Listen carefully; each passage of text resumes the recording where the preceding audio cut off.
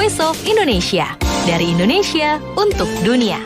Dari Jakarta inilah Voice of Indonesia, siaran internasional Radio Republik Indonesia. Selamat bergabung, selamat pagi pendengar dan pemirsa. Kita berada di hari ke-15 April 2023 ya. Dan selamat bergabung juga untuk pendengar kami yang berada di perbatasan, yang mendengarkan melalui RRI di sejumlah daerah ya. Oke, di Kalimantan Barat ada pendengar kami yang mendengarkan melalui RRI Antikong, kemudian pendengar kami di Kalimantan Utara yang mendengarkan melalui RRI Nunukan, pendengar kami juga yang ada di Kepulauan Riau mendengarkan melalui RRI Batam, dan pendengar kami yang ada di Riau dan sekitarnya yang mendengarkan melalui RRI SP Bengkalis, kemudian juga pendengar kami di Nusa Tenggara Timur, NTT ya, mendengarkan melalui 2 stasiun produksi, SP Rote dan SP Sumba. Kemudian pendengar kami di Sulawesi Utara, selamat bergabung juga, yang mendengarkan melalui RRI SP Talaud. Dan satu lagi pendengar kami yang ada di Jambi, juga mendengarkan melalui RRI SP Sungai Penuh ya. Oke, Anda yang berada di luar negeri di manapun, saat ini juga yang sudah bergabung, stay tune di Shortwave 3325 kHz dan 4750 kHz. Selain Anda dengarkan, Anda juga bisa tonton. Kami bersiaran di studio juga, tentunya kalau ada perbincangan, ada picture, ada lagu, itu semua bisa ditonton klipnya, bisa ditonton videonya melalui online streaming kami di voenews.id dan aplikasi RRI Playgo di Android atau iOS Anda. Oke, kita lanjutkan untuk berikutnya. Kita akan masuki Bincang Ramadan Diaspora. Kali ini bersama tamu saya yang sudah bergabung di layanan Zoom meeting. Oke, ada Mas Andre Septianto. Beliau ada diaspora Indonesia yang ada ataupun bermukim di Rusia. Selamat bergabung, Mas Andre. Assalamualaikum, selamat pagi. Waalaikumsalam warahmatullahi wabarakatuh. Salam diaspora. Salam diaspora, salam 24 jam ya.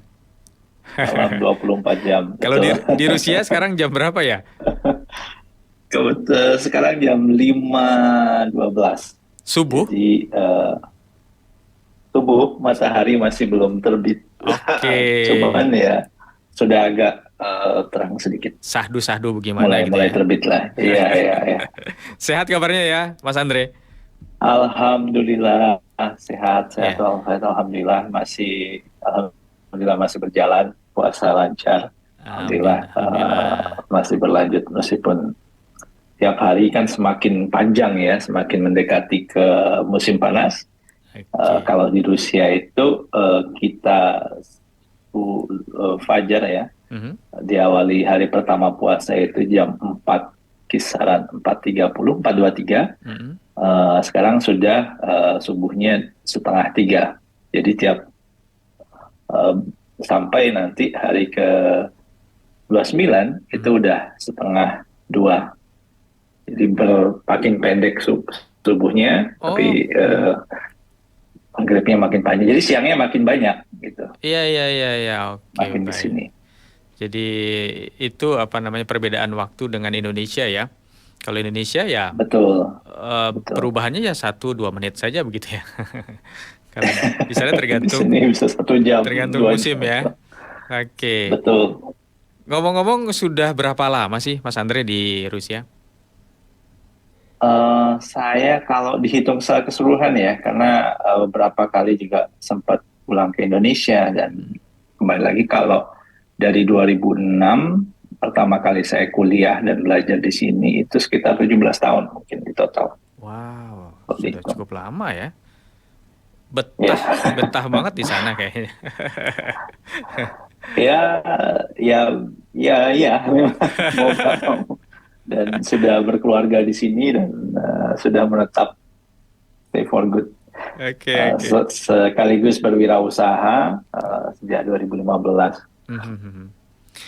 Itu mungkin alasannya ya, kalau boleh tahu, karena alasan apa namanya sudah ada usaha yang digeluti di sana, jadi sudah terlanjur itu berproses dan sampai sekarang sudah 17 tahunan ya. Atau ada Ya. alasan lain mungkin, Mas Andre? Alasan lain ada, kami sempat stay di Indonesia sejak 2012 sampai dengan 2015 Ah, kembali. Eh, Cuman kok ya sebenarnya sih ingin punya tantangan baru juga sih ya oke. dalam setelah kita 4 tahun. Saya setelah menikah, lulus kuliah, kembali ke Indonesia dan berkeluarga ya. Mhm. Terus kembali lagi berpikiran kembali lagi ke Rusia mungkin eh, karena mengingat bahwa apa banyak hal yang bisa kita lakukan lebih untuk apa ya membantu dari segi pandang eh, pengalaman ya experience dan kita bisa Pengalaman. juga dua benua. Mhm, mhm, Jadi mencoba mulai berwirausaha, mhm. kebetulan ekspor impor rempah. Oke. Jadi coba tantangan baru aja. Dan yang Dan mulai pasti itu 2015 sampai ya, sekarang. yang pasti punya mimpi yang ingin diwujudkan ya. Betul, betul. Oke. Ya, Nah, mencoba menyambungkan dua negara nih, siap, siap. dua benua. Oke, perjalanan 17 tahun itu tidak sebentar dan ya termasuk juga mengalami Ramadan setiap tahunnya begitu. Apa Ya, nih yang ya. dirasakan perbedaannya dengan di tanah air? Cukup jauh ya perbedaan kalau di tanah air. Kalau bisa dibilang kita terbiasa dengan Ramadan ini kan termasuk apa ya hal yang selalu dirindu-rindukan ya tiap Mhm. tahun untuk terutama kita sebagai bangsa Indonesia tiap tahun bisa mudik Ya, mendekati Lebaran dan lain sebagainya. Kalau di sini kan agak jauh untuk mudik juga dan biaya juga otomatis lebih tinggi ya. Cuman oke. tahun lalu alhamdulillah sempat mudik juga. Mungkin tahun ini kita nggak. Jadi ada selingan lah. Oh, Banyak sekali sebenarnya perbedaannya adalah jangka waktu puasa, terutama di musim panas. mhm. Di musim panas itu bisa mencapai 21 jam atau 22 jam Wow. terkadang mencapai. Kalau itu sampai bulan Juli. Eh, dan dan itu sangat terasa sekali karena mau nggak mau kita akan acuan terhadap matahari terbit dan matahari terbenam. Ya, ya.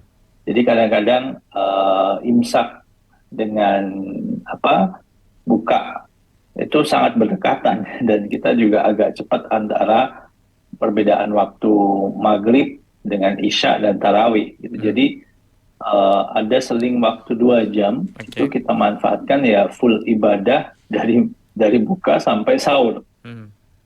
Jadi itu yang pengalaman dan alhamdulillah malah lebih membuat kita apa ya ya memang lelah ya tapi semangat gitu Oh lah. gitu ya. Karena kan di siang hari di siang harinya kita bisa istirahat, nanti di malam hari mungkin sekitar 3 jam lah ya, 3 jam antara buka dan sahur itu lebih fokus ke ibadah malam. Oke. Karena memang malamnya bisa dibilang kalau di Petersburg sendiri ya, saya kan posisinya di Saint Petersburg, Oh ya. itu white night, Mhm. ya white night. Dan kebetulan di sini juga cukup cukup ada mulai banyak diaspora Mhm. dan kami kebetulan hari ini nih kami kebetulan hari ini ada buka bersama dengan diaspora dan mahasiswa dan Oh gitu sebagainya ya. dan minggu lalu itu baru diadakan tenda Ramadan bertemakan Indonesia Mhm. di salah satu masjid di Moskow dan Oke. kebersamaan itu menjadi lebih apa ya karena kita perantau ya jadi lebih lebih nikmat lah ya, lebih saling apa ya, hmm, saling apa ya, saling ingin merindukan sesuatu yang Merindukan nggak ya. ada di sini. Gitu. Oke. Karena meskipun jumlah Muslimnya itu sekitar 20 juta jiwa, yaitu minoritas ya, kalau saya bilang 14 sampai 15% Aha. dari total populasi yang ada, Tapi disitulah ada nilai kebersamaan. Oke, dan konon kabarnya semakin berkembang juga ya Islam di Rusia. Betul, Hmm. betul, betul. Oke, Setiap tahun semakin besar. Mas Andre, bicara tentang rindu tadi, Ya, 1 bulan dari 12 bulan dalam setahun sangat dirindukan. Nah, kalau di tanah air kan mungkin Mas Andre itu rindu suasananya, rindu ya. apa ya, secara sisi spiritualitasnya mungkin ya, bisa lebih intens lagi dekat dengan Tuhan. Nah, kalau di Rusia kan berbeda nih. Masih tetap ada yang dirindukan dari dua sisi itu? Atau salah satu mungkin karena tantangannya tadi yang Mas Andre ceritakan, atau apa yang dirindukan dari Ramadan? Kalau di Rusia ya? Kalau secara Hmm. ibadah, sebenarnya di sini juga mulai bertambah ya tempat-tempat ibadah. Hmm. Jadi kalau saya lihat ya dari awal saya datang ke sini sampai sekarang, itu dulu kalau namanya masjid mungkin cuma 2 Hmm. di satu kota ya, misalnya di kota kami. Sekarang sudah ada sekitaran 7 yang Wah, bisa didatangi gitu loh, dari termasuk 2 ke 7 itu banyak lumayan. sekali ya Mas Andre peningkatannya. Eh, Iya, tapi itu yang bukan musola ya, saya bilang untuk masjid besar yang untuk biasanya Jumatan dan lain sebagainya. Oke, semakin banyak. Dulu kan hanya Masjid Biru dan satu lagi kalau nggak salah di perbatasan eh, eh, kota, jadi Hmm, agak hmm. di sub-distrik. Baik. Cuman Masjid Biru kan juga terkenal sekali ini, termasuk yang mungkin banyak yang sudah tahu kalau pernah ada sejarahnya bahwa itu masjid yang memang kenapa disebut Masjid Soekarno, karena memang Pak Karno pernah pertama kali yang diberi kesempatan untuk membuka dan sholat di situ. Oke, sejarahnya ya, secara historis ada kaitannya Iya, dengan secara Indonesia. historis Hmm, hmm. sampai sekarang pun kalau di masjid itu kita bisa lihat di depan masjid itu di sudut kiri masjid itu ada hadiah dari mantan Presiden Indonesia Ibu Megawati yang ayat kursi terpampang sampai sekarang. Jadi Oke, mengingat jasa beliau. kalau begitu Mas Andre, komunitas Muslim Mhm. ataupun diaspora Muslim Indonesia itu cukup dikenal ya di Rusia kalau begitu. Dengan sejarah Iya, tadi itu.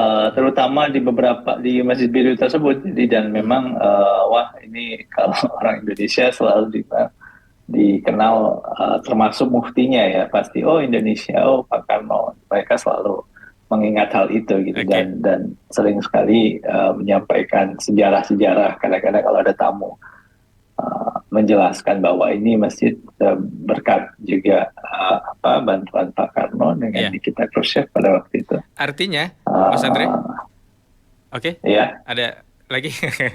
Artinya, jadi hah? jadi kita lebih dihargai lah Lebih dihargai. dibanding Nah, beberapa oke. Muslim di negara lain. Ya, artinya orang Rusia itu mengenal Indonesia dengan karakter Muslimnya yang spesifik mungkin seperti Bung Karno dan Ya. rakyatnya ya sekarang diaspora Indonesia yang Muslim yang ada di Rusia. Nah, setelah berinteraksi dengan mereka, mereka itu terkesan dengan kita itu apanya? Kultur apa namanya? Pembawaan orangnya Eh, atau Lebih ingin seperti apa? tahu ya, karena dari budayanya sendiri kita lebih banyak tersenyum kan dibanding dengan masyarakat Rusia yang lokal di Oh sini gitu kan ya. gitu. Jadi kayak dan orang Indonesia pasti dikenal dengan senyumannya yang memang ramah gitu. Jadi Oh, bukan karena senyum apa ya terpaksa atau apa, tapi memang lebih suka senyum gitu ya. Jadi itu udah hal yang mungkin beberapa orang Rusia di sini juga tahu dan kita juga sering pernah dulu saat saat puasa gini kita hmm, selalu kumpul dengan beberapa organisasi Muslim mutasibat di sini hmm. yang di bawah pemerintah Rusia. Jadi mereka tiap hari ada beberapa penyumbang yang buat acara untuk buka bersama dan beberapa kali kita sebagai diaspora juga 3 tahun lalu ya sempat donasi untuk makanan-makanan Indonesia di sana bersama dengan mahasiswa dan diaspora lain. Baik. Meskipun berada di Rusia jauh dari tanah air, artinya Ramadan Indonesia itu bisa dipindahkan ke Rusia juga ya, oleh Betul. para diaspora. Betul. Dengan Nah, menghadirkan itulah apa itu biasanya makanan itu atau yang tradisi-tradisi luar biasa. takjil atau apa yang terasa? Ya, takjil kita pernah buat kolak, seingat saya, kebetulan di Saint Petersburg itu baru sekali ya, bekerja sama dengan Mutasibat, itu di bawah.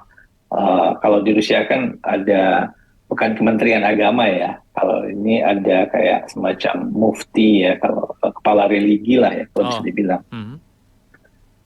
Mereka yang nanti di beberapa daerah ada misi-misi tertentu yang seperti tadi, mengajarkan tentang Islam, ada nuzulul Quran, ada semacam kayak kita pondok ya, pondok Ramadan. Pesantren kilat Jadi gitu ya kalau di tanah air.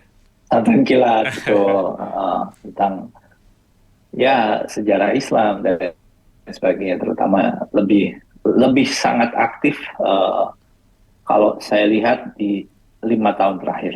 Jadi memang luar biasa di beberapa kota tersebar, bahkan di media-media sosial mereka punya update terus ya. Hari ini ada kegiatan ini, hari ini kegiatan ini. Bahkan itu bukan terbatas di bulan Ramadan saja, tapi di bulan-bulan lain juga aktif sekali. Ya, apakah Mas Andre boleh mengatakan peran diaspora Muslim Indonesia di Rusia turut andil begitu dalam perkembangan Islam di sana?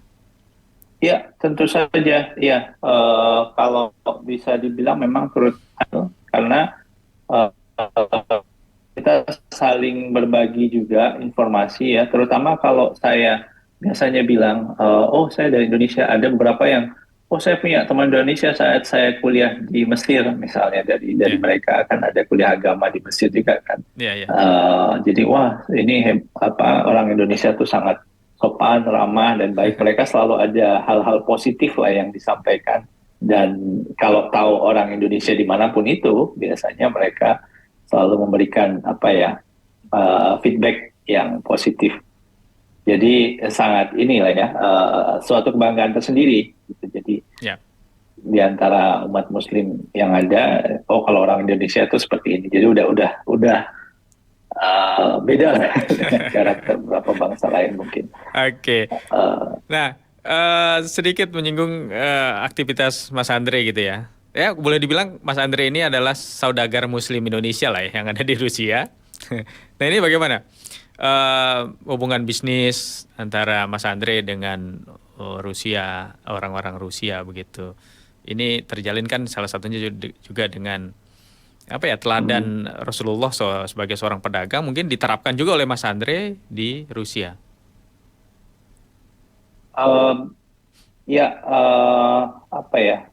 Mungkin kalau disamakan dengan Rasulullah jauh sekali ya. Cuman kita juga selalu upayakan apa yang menjadi suri tauladan Nabi Rasulullah SAW. Terutama membangun kepercayaan kan gitu ya. Ya, membangun kepercayaan, membangun koneksi, membangun kenalan, dan terutama di sini ada asosiasi. Kebetulan saya nggak lanjut ikut asosiasi ya, karena waktu itu hanya 2 tahun, asosiasi pengusaha Muslim. Jadi mungkin saya fotonya nggak bisa saya share, tapi beberapa kali kita adakan acara. Jadi setiap pengusaha Muslim di beberapa masjid gitu ya, sempat berkumpul, adakan acara seperti ya makan, bahas bersama tentang, bahkan mengundang bukan hanya Muslim ya, meskipun asosiasi Muslim, tapi kita mengundang pembicara beberapa dari pemuka agama lain gitu, termasuk kalau di Rusia kan agamanya Prawoslavni, kalau bahasa Rusia itu Ortodoks ya. Bukan Katolik, Kristen Ortodok, dan lebih dominan. Dan pemuka agama lain seperti Yahudi dan lain sebagainya. Mereka juga memberikan kadang-kadang jokes-jokes tertentu ya. Cuman ya itu hanya sekilas, dan kita juga saya sempat beberapa kali diundang, dan kadang-kadang ada juga bantuan atau sponsor atau semacam untuk ikut Halal Expo, dan ini sering sekali setiap tahun diadakan beberapa kali, bahkan di Kazan terutama beberapa negara bagian ya yang memang mayoritas Muslim, mereka sering mengadakan Halal Expo. Dan bahkan akhir-akhir ini mulai muncul bank syariah ya, salah satunya namanya Bank Akbar. Itu cukup mulai aktif dan mulai terkenal. Itu dari salah satu ya tadi asosiasi pengusaha Muslim, dan ini sangat ya tadi saya bilang 5 tahun terakhir mulai rasanya bergerak ke arah situ gitu ya, dari segi perekonomian. Bahkan kalau bisa dibilang kan mata uang Rusia itu kan rubel, yang memang kembali ke syariahnya, full rubel itu disesuaikan dengan emas. Jadi kalau harga emas juga bergejolak, rubel juga berpengaruh gitu. Sudah sejak 2 tahun terakhir. Baik. Bicara tentang keberadaan Mas Andre dan juga saudara-saudara diaspora Muslim di Rusia yang setiap tahun menjalani ibadah puasa di bulan Ramadan. Nah, tahun ini kan kita bertepatan dengan situasi yang mungkin kalau dunia internasional menyoroti Rusia ini sebagai negara yang sedang terlibat konflik kan begitu ya. Nah, apakah ada pengaruhnya, Mas Andre? Pengaruh otomatis ya, karena seperti kita lihat banyak juga upaya sanksi terhadap Rusia sendiri, otomatis pasti ada pengaruh. Tapi dari segi perekonomian memang ada beberapa ya, pengaruhnya adalah beberapa kayak barang-barang yang bisa kita beli dari Barat atau dari Eropa gitu ya, ini menjadi lebih sulit dijangkau. Cuman alhamdulillah lebih membangkitkan produk dalam negeri Rusia sendiri. Malah sebaliknya ya, jadi produk dalam negeri yang tadinya bisnis kecil menengah, mereka lebih aktif akhir-akhir ini, dan beberapa produk dari Asia. Dan yang kami juga harapkan dan upayakan juga bersama beberapa tim ya, supaya bisa lebih banyak nih ke depan, harapannya juga mungkin dari produk-produk Indonesia bisa masuk ke Rusia. Dan banyak juga diaspora sini juga yang sudah lama tinggal, mungkin bisa menjembatani atau membantu ya hal-hal seperti, karena kan mulai banyak barang Cina, India, dan sayang sekali kalau terutama barang Indonesia itu sebenarnya memiliki potensi yang lebih, bahkan banyak yang bisa diberikan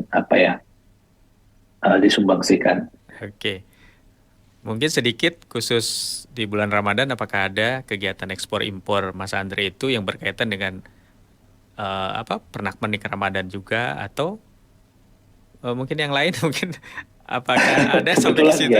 Enggak ya? Enggak. Tapi saya ada teman bisnis ya, namanya Azad. Memang dia punya toko pakaian-pakaian Muslim dan pernak-pernik Muslim. Biasanya juga saat Ramadan itu ada, kebetulan anak saya sendiri sekolah di salah satu sekolah Islam. Jadi satu-satunya di kota Saint Petersburg. Jadi memang agak terpisah dari sekolah biasa, sama maksudnya pendidikannya sama, cuman di satu sisi di sana makanannya halal, ada budaya akhlak dan lain sebagainya. Jadi ini yang juga ada nilai lebih ya di beberapa sekolah, dan mereka sering mengadakan kegiatan tadi kumpul Ramadan dan beberapa bagi-bagi hadiah kalau sudah istilahnya mendekati Lebaran. Jadi lebih terasa Islamnya lebih terasa sih untuk anak-anak juga. Cuman ada satu yang menurut saya tahun ini bukan tahun ini aja, setiap tahun ya bisa dibilang, kalau kita Jumatan itu Mhm.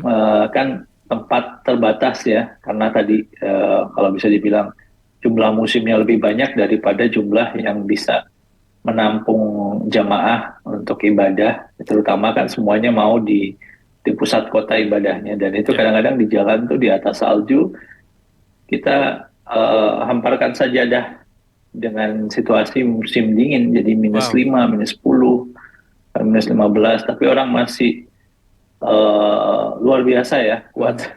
Kadang-kadang ada yang lepas kaos kaki di atas salju, itu saya Iya. juga kerasa bahwa kan itu Iya, kan iya. bikin kita sakit ya, dan apalagi kaos kaki merembas basah meskipun pakai alas mau nggak mau tetap dingin gitu kan. Iya, iya, iya, iya. Hal-hal kayak gini yang mungkin menurut saya ya luar biasa sekali gitu loh. Begitu Oke. semangatnya dengan keadaan yang ada, tapi begitu ibadah tetap jalan. Pernah mengalami pengalaman spiritual yang Ya, sangat berkesan, Mas Andre, dengan kondisi-kondisi demikian? betul. Kita sholat di luar, Mas. Jadi kan di dalam sudah penuh kalau kita agak terlambat.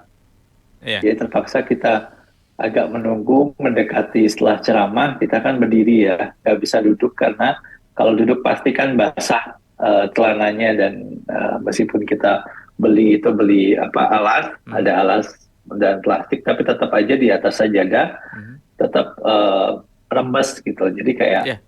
mau nggak mau masih masih agak basah, dan apa ya, ya cukup dingin, makanya saat sebelum ceramah pasti kita berdiri. Kalau biasanya kan jemaah duduk ya, dan kalau di luar ini biasanya berdiri kalau saat salju itu di bawah, dan Tapi hal-hal kayak gini yang Mas nggak ada Andre, di.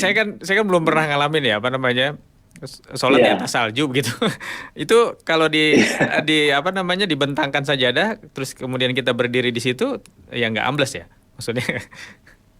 Amblas Oh, ambles ya? pasti, kan maksudnya kalau saljunya ya, tapi kalau di jalan itu kan saljunya mungkin udah dibersihkan tapi masih ada Oh, cair oke. gitu, Ya, ya, kayak ya, ya, setelah hujan lah ya ya, ya. suasananya. Di beberapa pinggiran ada yang memang orang sampai berdiri di atas salju, ada juga Di pinggir yang jalan memang berarti ya pasti bisa ambles ya. itu sama aja kayak air, udah gitu kan angin, dan apa ya, bisa mudah sakit ya kalau kalau Ya. basah-basahan, dan itu tantangan juga sih sebenarnya.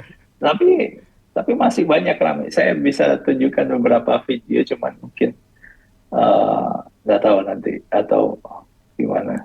Oke. Ada beberapa, jadi kayak saat kita sholat itu ya pasti basah gitu. Jadi mau nggak mau saat Mhm. sujud, ruku kan gitu kan. Ya. Jadi eh, harus kadang-kadang ada yang masih pakai sepatu supaya nggak tadi kakinya lepas kaos kaki dan berdiri saja. Tapi ada juga yang lepas kaos kaki dan memang ya sudah, kaos kakinya basah, dan memang mereka pulang basah-basahan begitu. Karena kan yang bahaya kalau musim dingin itu adalah kaki dan kepala. Baik.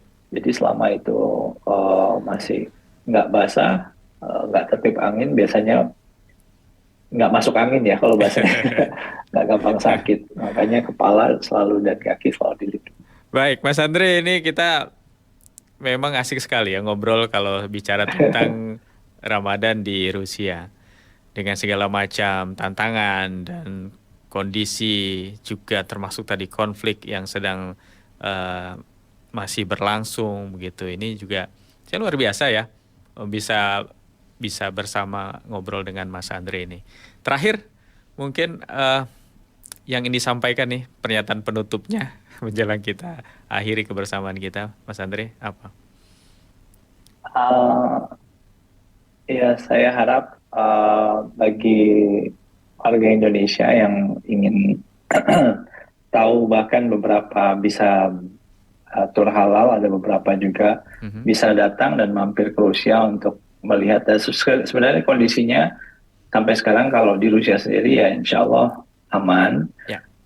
Ya, dan harapan kita juga semoga di Ramadan-Ramadan ke depan sudah konflik atau apapun yang terjadi ya di Mhm. dunia ini lebih kembali lagi ke sebelumnya lah, lebih damai, dan Ya. tidak ada peperangan dan saling ini saling menuju ke keharmonisan lah. Ya karena visi kita juga sebagai Muslim ya, Iya, Muslim. rahmatan lil alamin ya. Betul. Baik. Betul. Mas Andre Septianto, terima kasih sudah bersama Voice of Terima kasih, Indonesia, berbagi cerita pengalaman selama 17 tahun di Rusia, menjalani ibadah puasa di sana, luar biasa. Mudah-mudahan sehat selalu, sukses selalu, dan Amin. selalu ada hal-hal yang bisa dibagikan nanti untuk kami di tanah air, Mas Andre. Terima kasih kebersamaannya. Sampai Terima jumpa kasih lagi. banyak RRI atas waktunya. Iya, Assalamualaikum. Waalaikumsalam warahmatullahi wabarakatuh. Baik, pendengar, demikian tadi bincang-bincang saya dalam Bincang Ramadan Diaspora bersama dengan Andre Septianto, diaspora Indonesia yang ada di Rusia. Voice of Indonesia, dari Indonesia untuk dunia.